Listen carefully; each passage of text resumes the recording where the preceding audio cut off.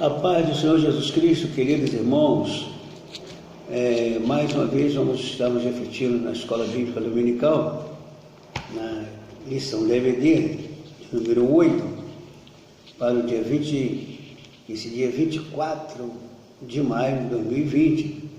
Estaremos estudando esse assunto tão gratificante, tão significante para a nossa vida espiritual.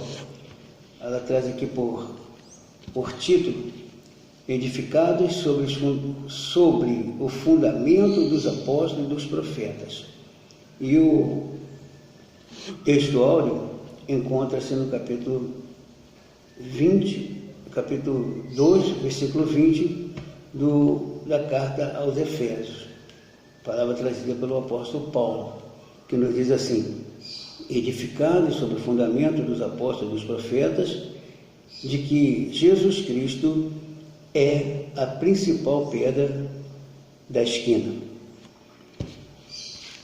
A verdade prática nos diz assim: Jesus Cristo é a pedra basilar da igreja, de que está edificada por meio dos ensinos dos apóstolos e dos testemunhos dos profetas. A leitura bíblica em classe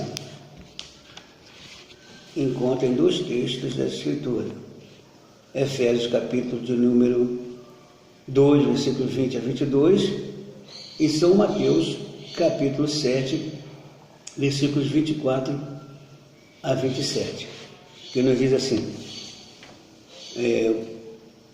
o primeiro versículo 20 do capítulo 2 de Efésios, nos diz assim: edificados sobre o fundamento dos apóstolos e dos profetas, de que Jesus Cristo é a principal pedra da esquina, no qual todo edifício bem ajustado cresce para o templo santo do Senhor, no qual também vós juntamente sois edificados para a morada de Deus no Espírito.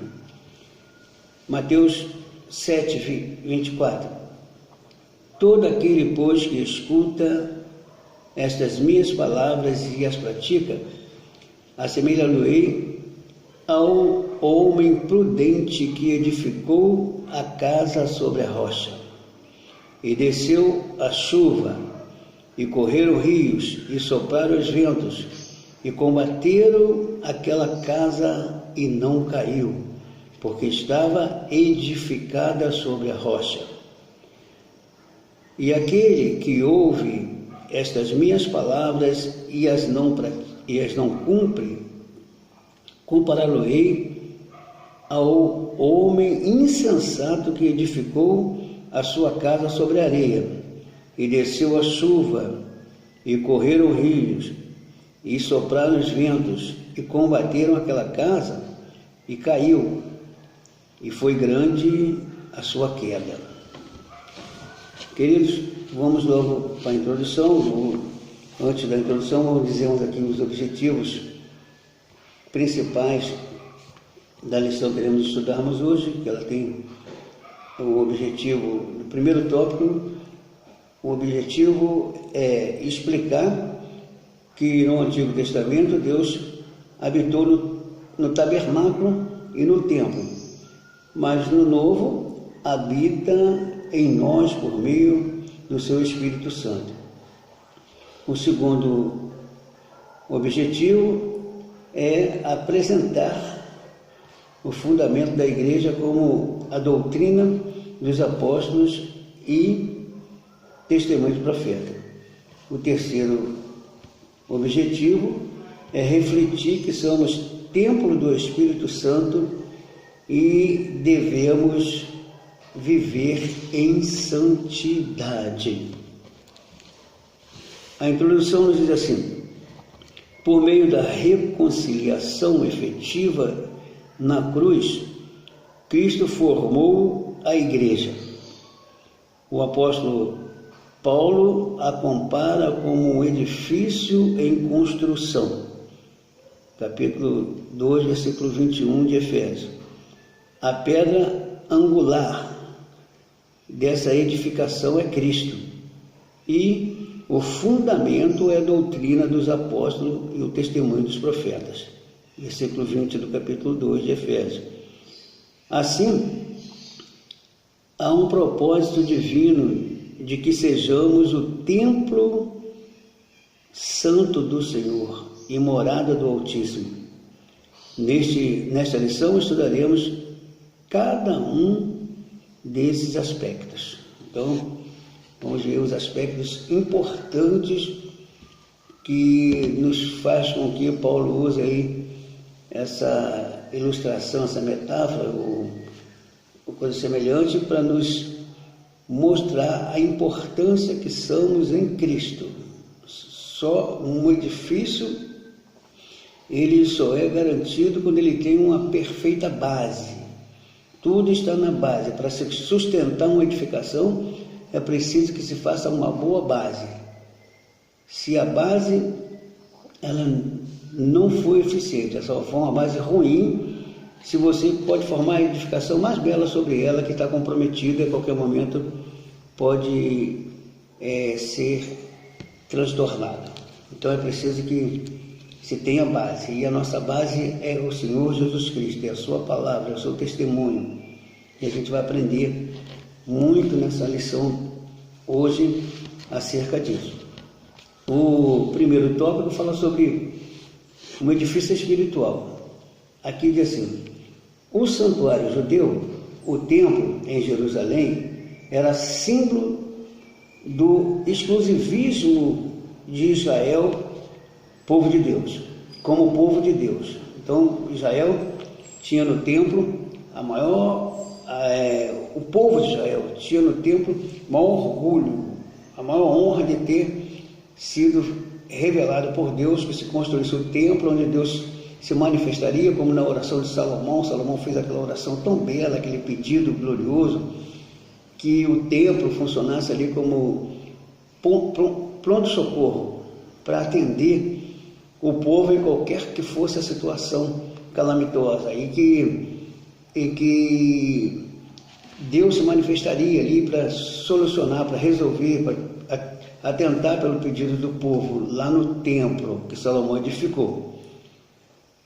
Deus fez algumas recomendações, achou até interessante a oração de Salomão, mas ele fez a recomendação que, acima de tudo, o povo precisa ter compromisso com ele.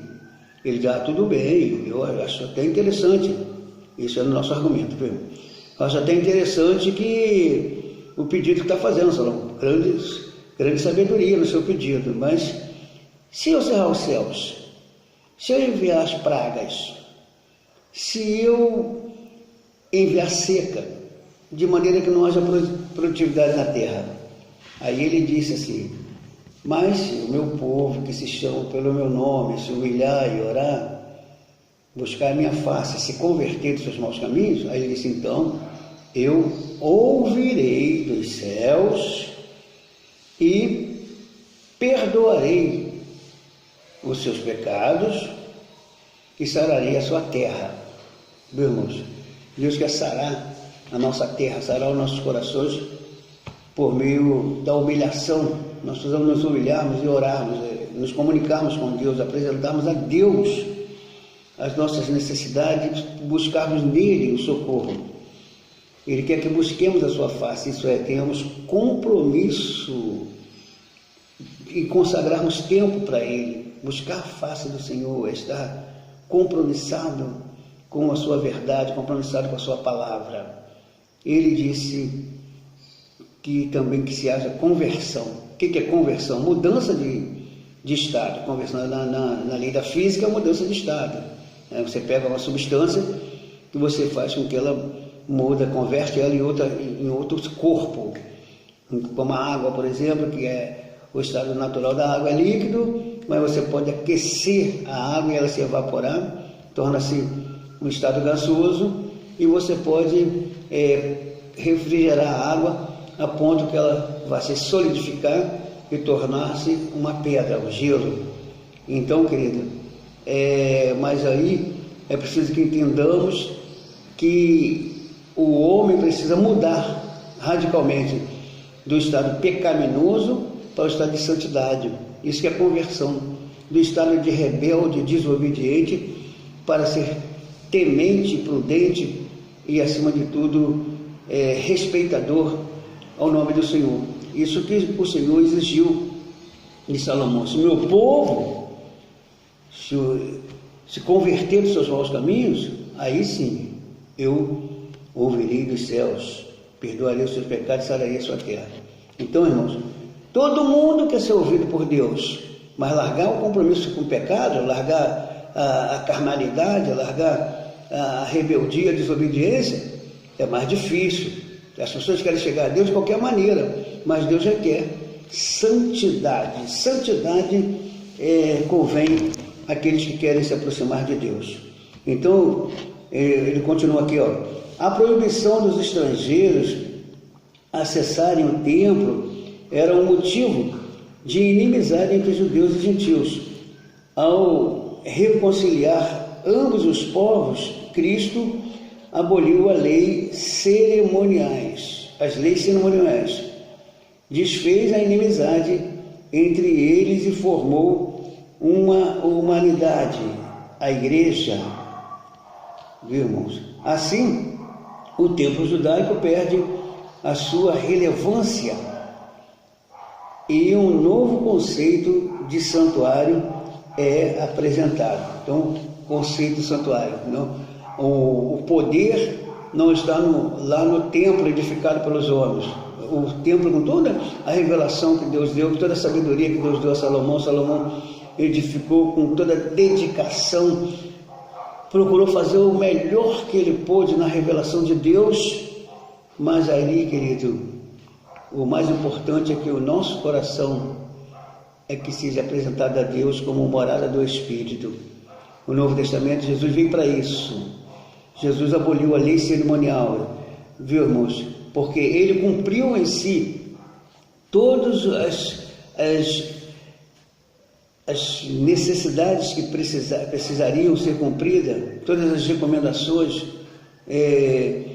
tudo que as exigências que eram feitas no Antigo Testamento, porque ela apontava para Cristo. Apontava para Cristo, para que o homem pudesse tomar uma posição, para que o homem pudesse seguir uma direção, alguém que realmente pudesse levar ao encontro com o Pai. Mas em Cristo se cumpriu. Cristo não só é o sacerdote, como também é o sacrifício necessário, viu, irmãos? Para purificar nossa alma. Então, por meio da sua morte na cruz, nós precisamos só desse reconhecimento. Quem reconhece Jesus como seu único, suficiente Salvador, automaticamente vai obedecer. Agora, esse negócio de dizer, que Jesus é bom, o diabo também sabe. Jesus é poderoso, o diabo também sabe. Só que o diabo não obedece. Então, nós precisamos tomarmos o caminho. O orgulho, a presunção e a soberba, não há exclusivismo no tocante a Deus. Deus é para todos. Todos que se arrependem do pecado, todos que reconhecem o sacrifício de Jesus na cruz do Calvário, independente da nacionalidade, independente da naturalidade, independente da condição física, da condição social, independente de qualquer que seja a circunstância. Cristo quer salvar o homem, quer libertar. E é para isso, essa foi a mensagem que os apóstolos pregaram. Esse é o fundamento dos apóstolos. Cristo é a única solução. Então, no Antigo Testamento, os judeus se orgulhavam de ter o templo como o símbolo sagrado, como a fonte da santidade. Na realidade, a fonte da santidade é Deus. É Jesus quem morreu na cruz do Calvário para nos libertar da maldição do pecado e da morte. Agora eu falo sobre o santuário cristão. Vamos aprender no segundo subtópico o que é o santuário cristão. Ele diz assim: os que pertencem a Cristo são comparados a um edifício onde Deus habita em espírito. O ensino apostólico lembra Salomão, quando este recolheu, ou melhor, quando esse reconheceu que o templo de Jerusalém não poderia conter a Deus, e reafirma uma instrução de Estevão, em que o Altíssimo não habita em templo feito por mão de homem. Desse modo, os crentes judeus ou gentios tornaram-se o templo onde o Espírito de Deus habita. 1 Coríntios capítulo 3, versículo 16, em que eles são pedras vivas em um edifício espiritual. Então, querido, nós também somos pedras vivas, porém não somos a principal. Todos aqueles que se rendem a Jesus, que reconhecem, é o testemunho de Jesus que nos faz sobressair, querido. Testemunho de que obedecemos a Jesus, os ensinamentos que Ele nos deixou. Então a gente precisa disso. Nós somos santuário cristão, para o louvor do nome do Senhor. Então o santuário cristão tem que estar limpo, purificado, arrumado. Então não se pode, alguém que quer tomar o nome de Jesus, viver misturado com pecado, misturado com idolatria, misturado com feitiçaria, misturado com coisas semelhantes, viu, irmãos? Tem a maçonaria, desejo de grana, só unicamente grana. Nosso Deus é soberano, Ele está acima de todas as coisas. Isso não quer dizer que você não pode buscar crescer na vida, enriquecer, pode, porém sabendo que tudo vem do Senhor, é Ele quem vai proporcionar a bênção para você. Então, se somos cristãos de fato, devemos ter muito cuidado, porque somos santuário do Espírito, e o Espírito não reside, não habita em casa suja. Se você sujar sua casa, seu coração com imundície, com impureza do pecado, o Espírito Santo vai ficar de fora.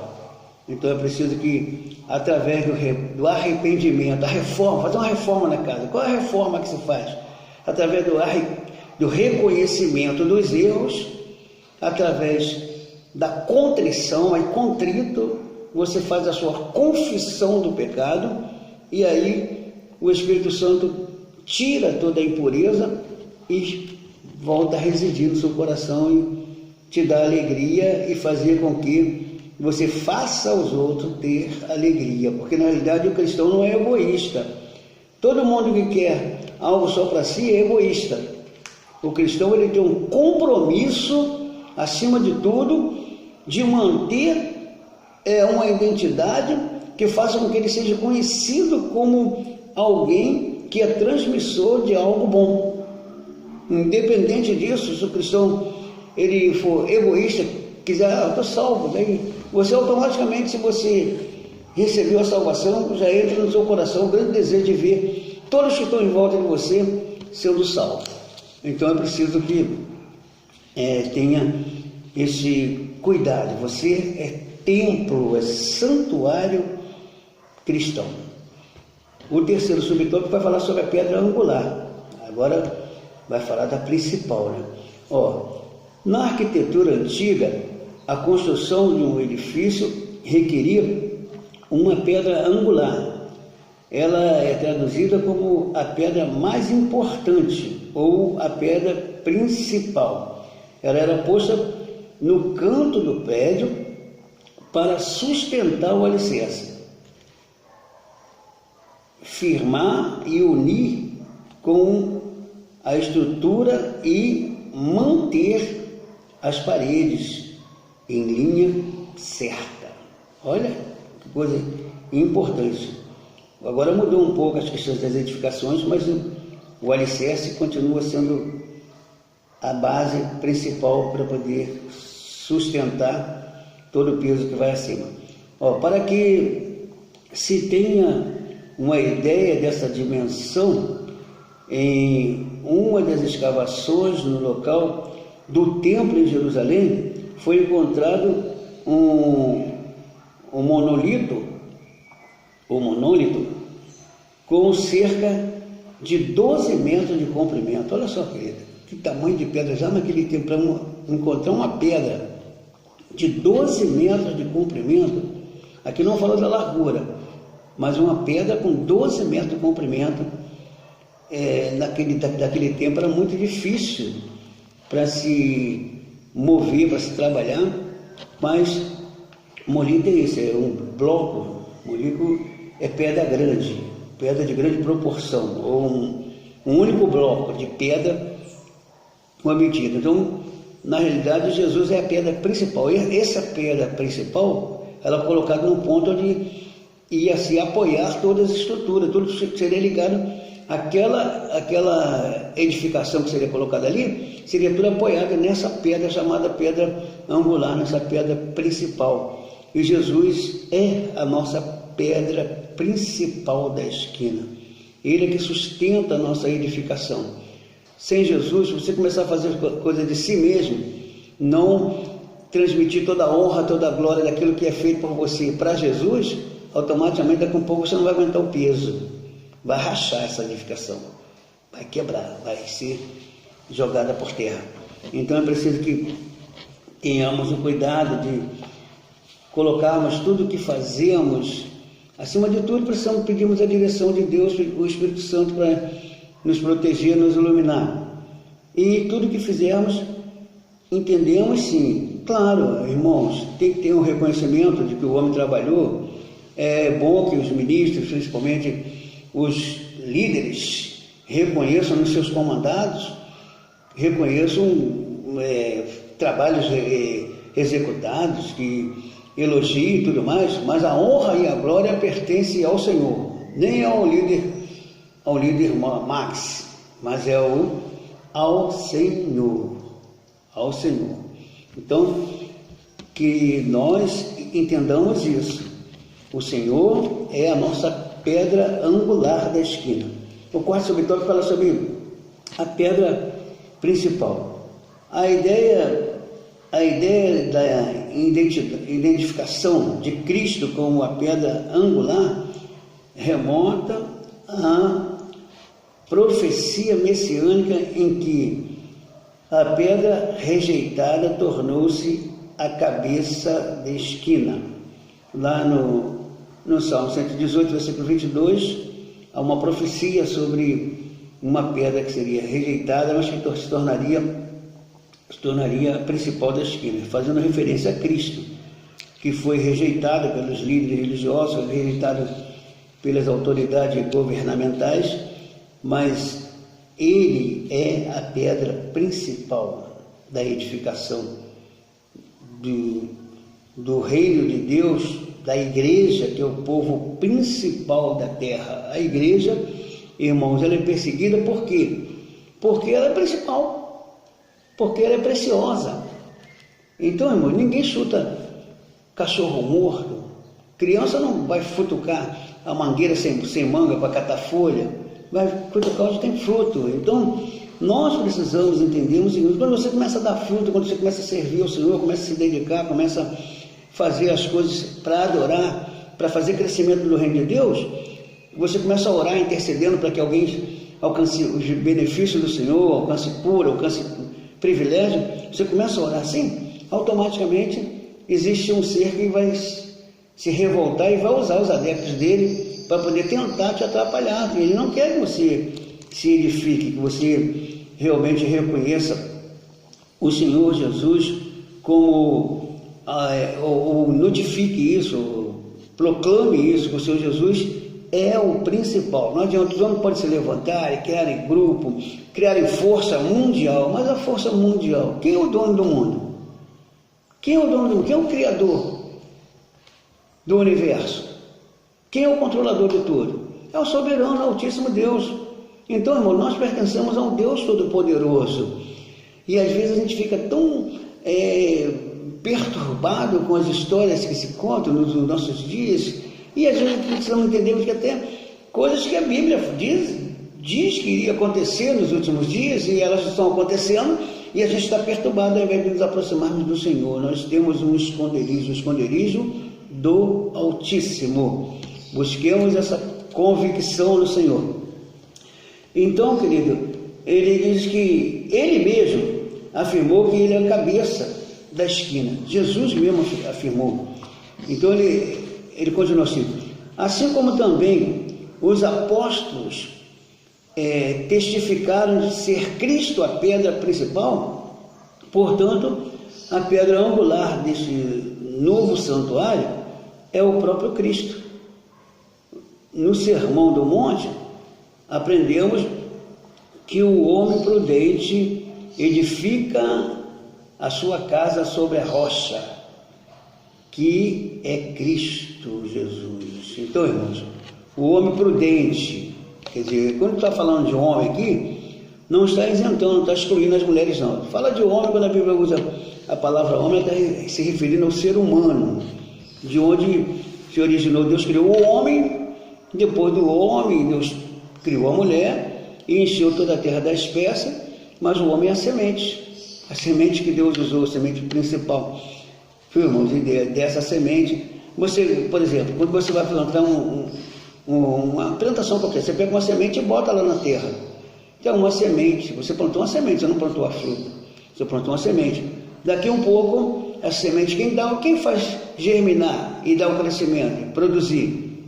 É Deus. Então, irmãos, a honra e a glória é de Deus. Você trabalhou? Sim.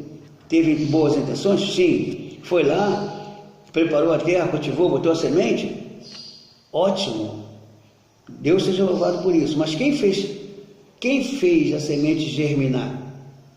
Quem fez nascer a árvore? Quem fez produzir os frutos? Ele é o Todo-Poderoso. Então, irmãos, e Jesus disse que se a semente cair da terra e ela não morrer, fica ela só. Mas se ela germinar, produzirá e dará muitos frutos. Então, irmãos, se você ficar aí de braço cruzado e não fazer a obra de Deus, você vai ficar só você. Mas você não foi chamado como servo de Deus para ficar sozinho. Então graças a Deus eu estou salvo, mano. Não quero nem saber de ninguém. Meu compromisso é com a minha salvação. O seu compromisso é com a sua salvação, com a salvação dos outros. O teu testemunho já é uma pregação para poder levar outras pessoas a sentir desejo por Cristo. Crente tem que contagiar com o testemunho. Crente tem que ter desejo. Tem que ser vigorento. Por quê? As pessoas têm que agarrar nele. Porque é isso que faz o passarinheiro, né? Alguns passarinheiros, tadinho, o bichinho vai lá para comer e pisa no puleiro, pega agarrado, pisa onde ele colocou a artimanha da cola. Nós temos a mensagem que a pessoa vem espontaneamente. Agora você ficar presa ao nosso testemunho que damos acerca de Cristo. Então, irmãos, esse primeiro objetivo aí foi terminado, esse primeiro propósito, que é o de explicar acerca da pedra fundamental, viu, irmãos?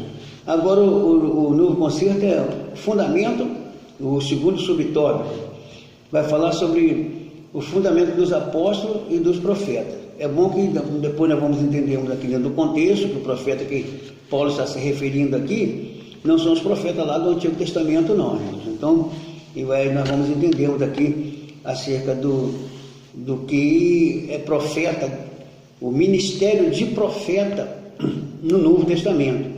O ministério de profeta no Novo Testamento é diferente do ministério de profeta do Antigo Testamento. Nos diz aqui a leitura aqui do primeiro tópico, nos diz assim, o conceito de apóstolo. O termo grego apóstolo é usado para enviado ou mensageiro. O apostolado é centrado na natureza da missão de Cristo, que foi enviado para ser o Salvador do mundo. Então, o principal apóstolo foi Jesus, que foi enviado dos céus pelo Senhor para ser o Salvador do mundo. E ele diz assim, nos evangelhos nos evangelhos Mateus, Marcos e Lucas, usam o termo quando se refere aos 12 escolhidos por Jesus. Então eles usam o termo de apóstolo, aqueles 12 que foram escolhidos por Jesus. Depois, depois ele vai também falar acerca de Paulo, porque, irmãos, existia algo que era requerido, alguns requerimentos para que pudessem se tornar apóstolo. Dentre eles, ser instruído, ser convertido ao Senhor Jesus. Esse era o principal. E ter sido chamado por ele, ter sido enviado por ele, diretamente por ele. Esses apóstolos foram enviados diretamente por ele. E dentre uma das recomendações era ter contemplado Jesus, a face de Jesus, ter convivido com Jesus fisicamente. E interessante que o apóstolo Paulo, ele não pertenceu ao ministério de Jesus, mas ele teve uma chamada especial e foi confirmada a sua chamada, que o próprio Senhor colocou como alguém que iria levar o evangelho aos gentios para quebrar algumas barreiras e protocolos que seria difícil aos judeus. Perdão de novo. Vamos ver. Eles foram testemunhas oculares do ministério morte e ressurreição do nosso Senhor. Então, os apóstolos foram testemunhas oculares, eles viram e participaram com Jesus de todo o seu ministério e foram enviados por ele, foram chamados por ele. Então eles viram a morte de Jesus, a ressurreição de Jesus. Jesus, depois de ressurreto, fez questão de apresentar-se entre ele. Depois de ressurreto, Jesus ainda ficou 40 dias entre eles. 40 dias, Jesus deu as últimas instruções, deu-lhes a capacitação e a segurança para que eles pudessem realmente assumir a grande responsabilidade que estava imposta sobre eles de dar continuidade ao difundir do Evangelho, anunciar o reino de Deus. Então vamos mais adiante, ele nos diz assim: assim Paulo também foi chamado pelo próprio Senhor para ser apóstolo. No capítulo 15, versículo 8 e 9, vai dar de 1 Coríntios, vai dar um esclarecimento. E também em Romanos capítulo 1, versículo 1.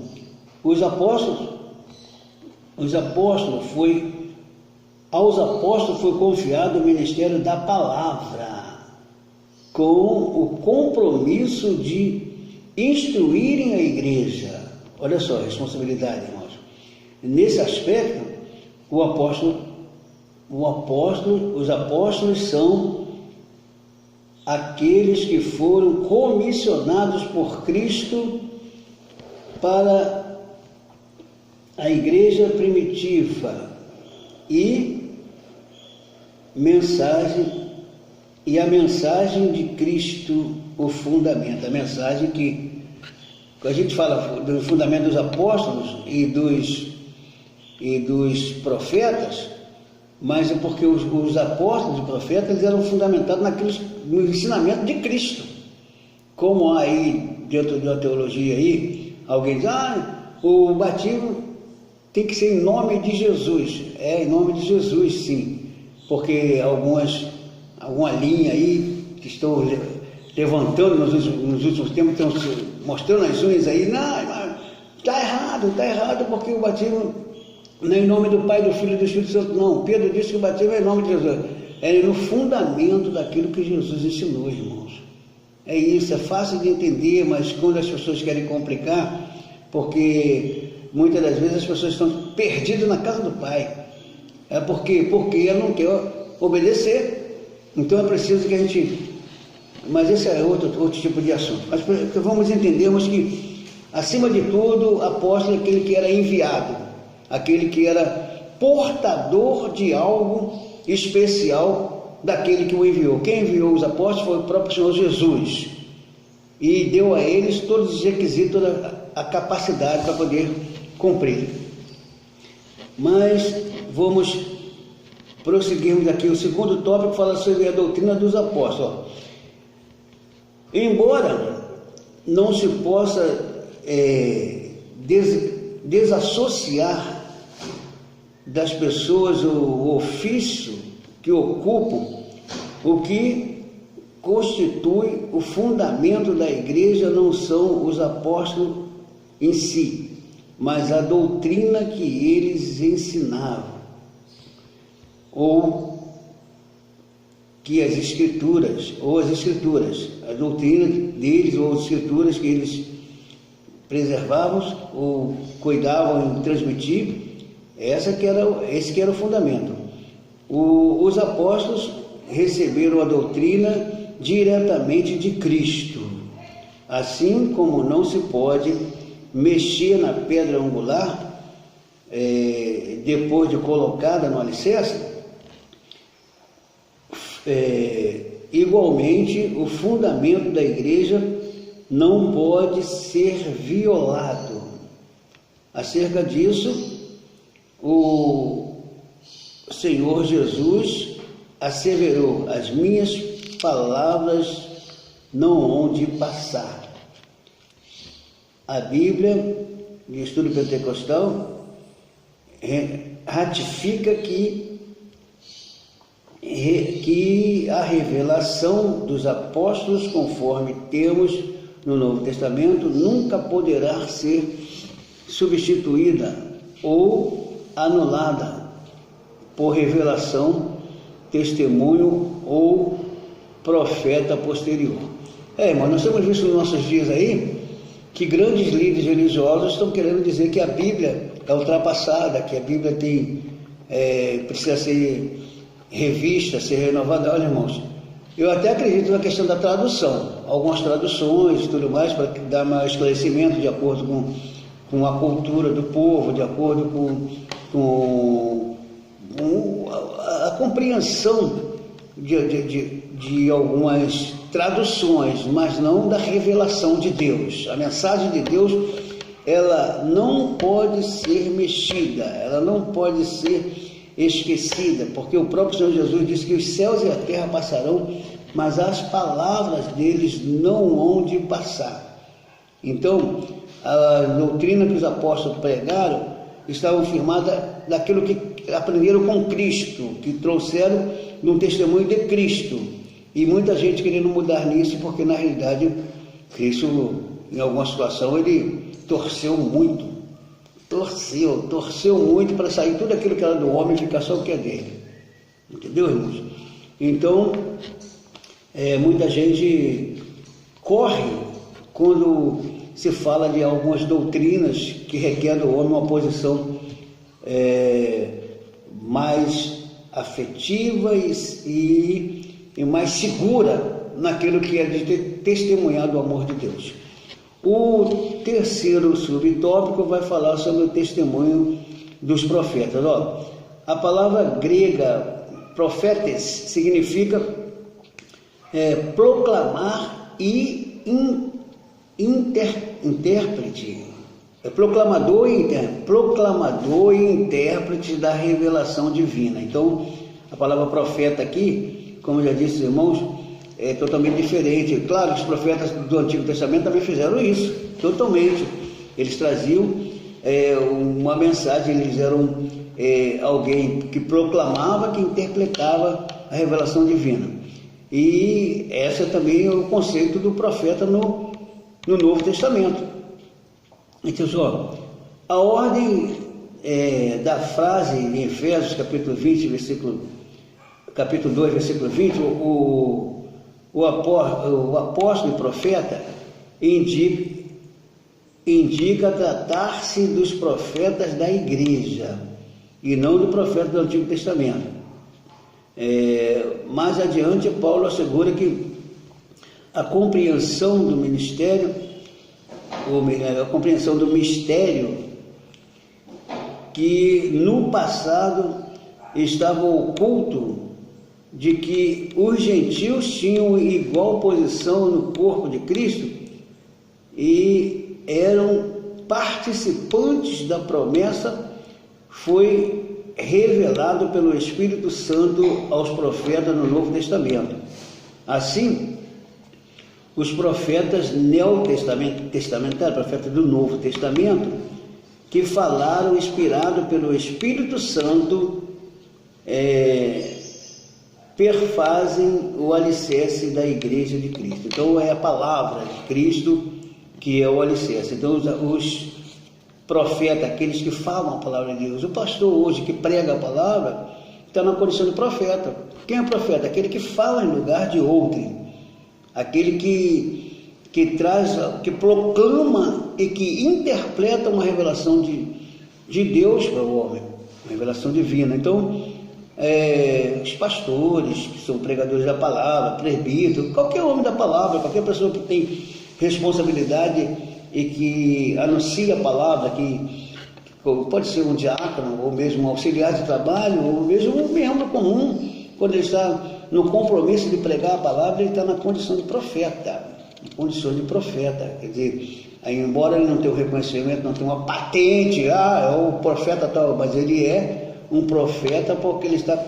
exercitando-se, ele está exercendo a condição de proclamar e interpretar a revelação divina. Então, fica bem esclarecido aí acerca disso, do profeta do Antigo Testamento e o profeta do Novo Testamento hoje. O terceiro subtópico vai falar sobre edificados para a morada de Deus. Então, nós fomos edificados para a morada de Deus. Vamos entendermos a importância disso aqui. É o que a igreja precisa se assegurar. Nos diz assim, edifício bem ajustado.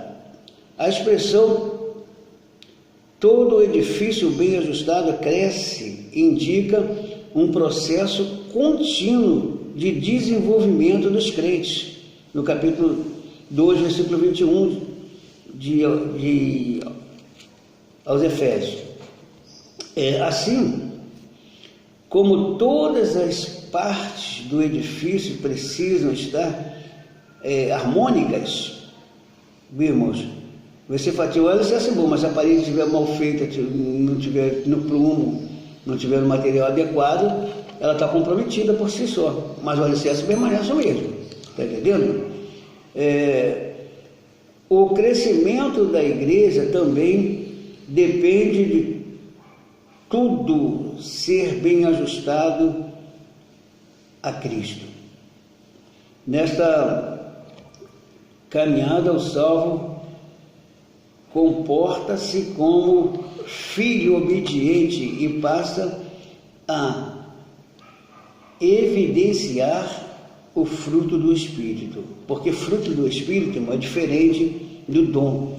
O dom, você recebe, dom é um presente, você recebe gratuitamente, Deus escolhe quem Ele quer dar e dá o dom, mas o fruto não, o fruto é adquirido pelo conhecimento, pois está ligado na árvore, está ligado na videira. Jesus disse que Ele é a videira verdadeira e nós somos as varas, e Ele diz, toda vara que nele não dê fruto, que arranca, que tire. Então a vara tem que ser cuidada para que quem cuida da vara é o próprio lavrador. Ele disse, eu sou a videira verdadeira, meu pai é o lavrador. Ele diz, toda vara que em mim não der fruto, atira.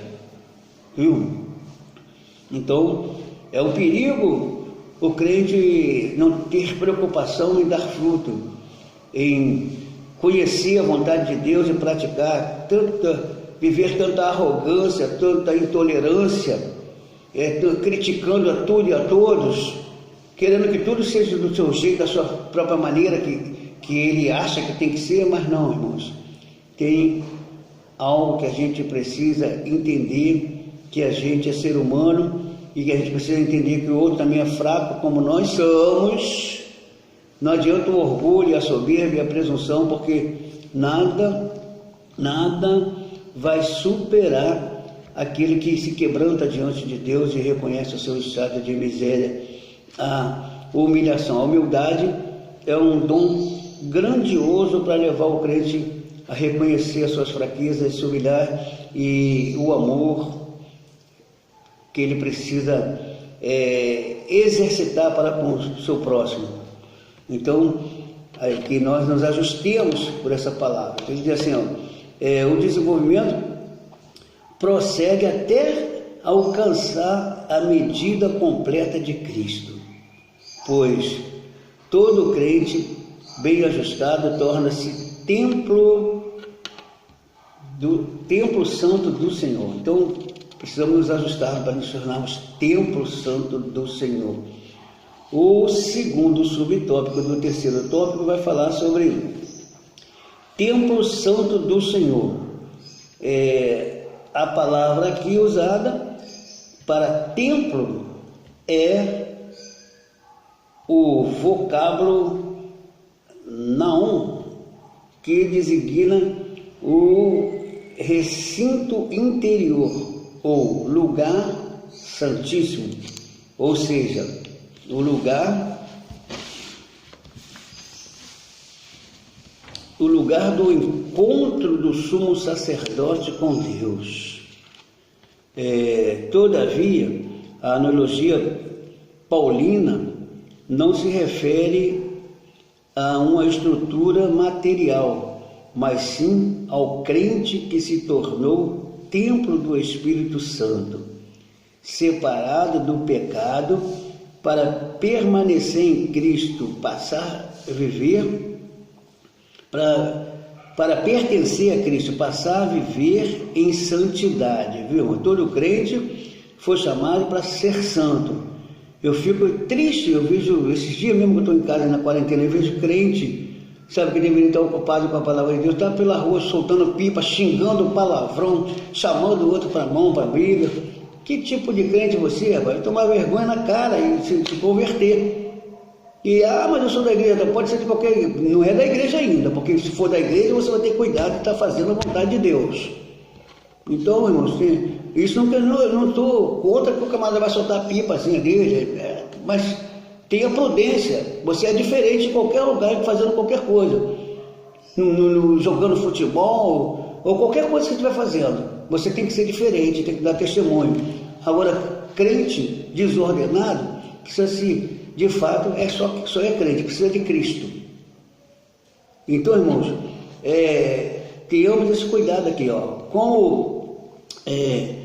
como resultado, ao desfrutar da comunhão divina, o crente recebe o livre acesso à presença do Pai, tornando-se assim morada de Deus no Espírito. Olha que coisa gloriosa, irmãos. É você saber que você é a morada de Deus, que Deus está dentro de você. Quando você clama, Ele derrama unção, você exala a presença de Deus sobre outras pessoas. Quando você tem aquela comunhão, aquele cuidado para não pecar. Sabe, irmãos, a gente é falha, a gente é ser humano, por causa da nossa humanidade, a gente tem muito erro, mas tem erro que você pode evitar, você tem que lutar. Deus quer ver você lutando para não pecar. Aí você vai para o lugar onde tem pecado, você mistura com um pecador e ainda pratica os pecados que ele está praticando, só misericórdia. Então eu preciso de vigilância. Nós fomos chamados para ser santo, separados do pecado para servirmos a Deus. O terceiro subtópico vai falar sobre morada do Altíssimo. No Antigo Testamento, a expressão morada do Altíssimo fazia alusão ao tabernáculo e depois ao templo israelita indicava lugar de habitação permanente e de comunhão íntima, como já vimos. O crente tornou-se templo santo do Senhor.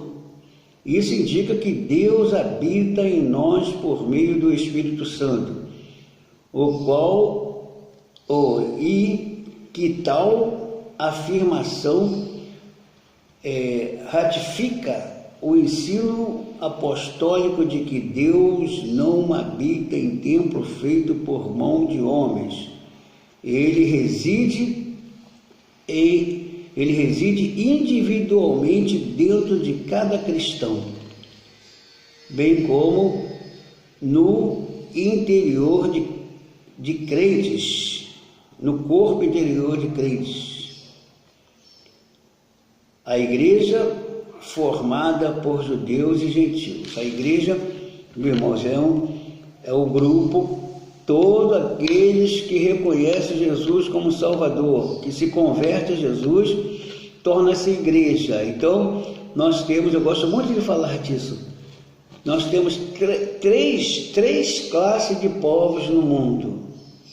A primeira, irmãos, vou botar em ordem só de conhecimento, mas aí eu vou falar daqui a soberana. Primeira classe, judeus, nação eleita do Senhor. Segunda classe, gentios, todos que não fazem parte da agremiação de Israel. Terceiro, a igreja, convertidos a Cristo em todos os tempos, judeus e resto do mundo. Todos que se convertem a Cristo tornam-se a igreja e formam o povo mais importante, mais poderoso na terra, o povo que tem intimidade com o seu Criador, o povo que adora, o povo que glorifica, o povo que tem cuidado com a sua vida na santificação para agradar o seu Criador. O povo que reconhece a obra realizada pelo Criador de enviar o seu próprio Filho para morrer na cruz do Calvário para nos libertar da maldição do pecado e da morte. Pensemos nisso, tenhamos o cuidado com isso, irmão. Então,